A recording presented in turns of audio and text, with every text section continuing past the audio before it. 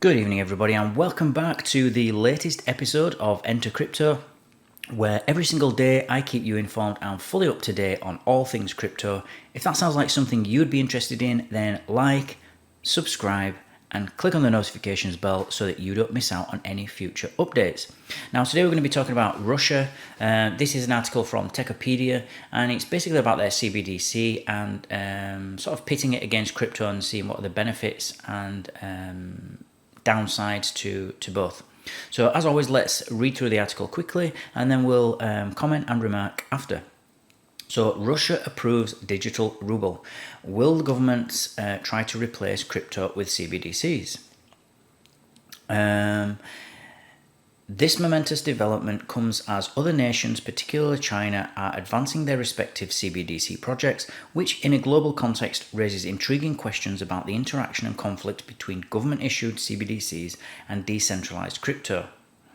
The approval of a digital ruble represents a pivot in Russia's financial strategy, as the law authorizes the Bank of Russia to manage digital ruble accounts, positioning the currency alongside existing payment methods. Initiated in 2020 as a means to resist sanctions and regulate governmental expenditure, the digital ruble may now serve as a potential workaround to current financial sanctions imposed by Western nations. Beyond the geopolitical significance, this move will have a profound impact on the Russian economy. Digital currencies inherently provide authorities with more control over transactions, enabling them to trace and regulate the flow of money more efficiently. This is advantageous for governments that want to increase financial surveillance, as it will allow them to monitor how funds are spent, potentially down to the individual transaction level.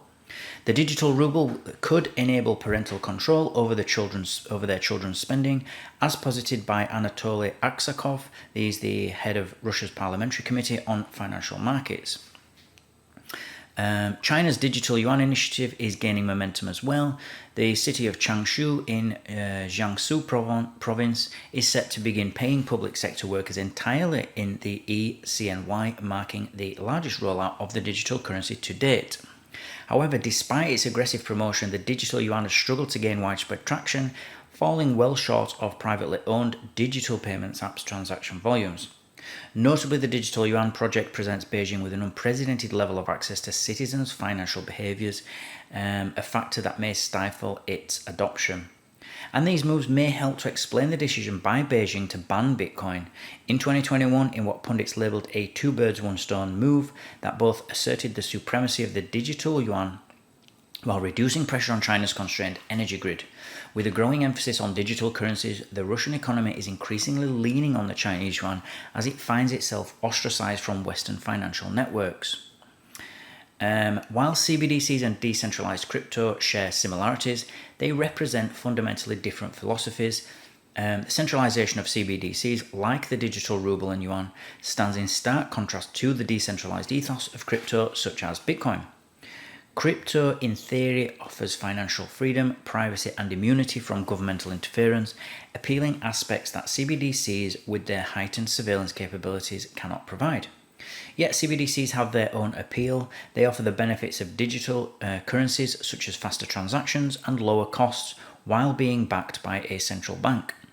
This backing provides a level of stability and trust that crypto often lacks, and the potential of CBDCs to work within the current financial system rather than entirely disrupting it might make them more attractive to governments and conservative investors. Now, there's nothing new about Russia and this CBDC idea. It's been going for a couple of years now. We've covered this extensively on this channel, but its approval is new, and we're seeing in real time how governments struggle with the concept of crypto and how to regulate it, how to deal with it. You know, where does it fit in with society? Because it's a government's job, obviously, to govern, and that's a form of control. And so when something comes along like Bitcoin that basically takes the control away from any sort of outsider between you and your relationship with the person that you're paying, that's a problem. It takes away control from a government, and governments do not like it's no surprise to have control taken away from them. They very much like the idea of being in control. And so that's why, even though they didn't mention it much, CBDC and crypto are nothing alike. You know, it's very easy to, I mean, CBDC uses this sort of Bitcoin's technology, you might say in a very vague way or loosely connected way, but they are poles apart, not just philosophically, but they are not, you know, crypto is not designed to be controlled by anybody. It's the complete opposite. It's decentralized. It's supposed to be, you know, controlled by a bunch of nodes, which is everybody all over the world. And a CBDC is obviously centralized, being, you know, a central bank digital currency. It's centralized. So that means one organization, the central bank of whichever country, is now in charge of that currency, and they can decide who uses that currency, which transactions go through, which transactions do not go through. It's programmable money basically, that they get to program. So they're really kind of playing God with the country's finances, and right down to, as they said in this article, the individual transaction level. If they decide they don't want you to spend money on a particular thing, they can just stop that transaction going through, or they can limit you. They can limit how much petrol you use, for example, or gas. If they decide that you've used too much and they've got a green initiative, for example, your payment just will not go through if you want to fill your car up again. And in effect, it gives them the power to further weaponize money against their own citizens. There will come a point where, you know, whenever you look at governments and the way that they behave, if they've got control and you give them an option to take more control later, they almost always go down that road. They never relinquish, you know, they never give more control back. It's almost, it's just very rare. It usually takes a war or a civil war for something like that to happen, to take control back from the government. They just don't voluntarily give control over to the citizens, usually. And so as citizens, we should be, or we need to be taking measures, not as an anarchist, but measures to protect ourselves. And Bitcoin allows that, and other cryptocurrencies, especially like Monero, they allow us, and even gold and silver to a certain extent, you know, they are anonymous as a payment. You know, if I decided to transact privately with somebody, you know, with a neighbor or with a local businessman, I can do that with gold and silver, and nobody has to know. This way, with the CBDC, the government knows everything, whether you like it or not.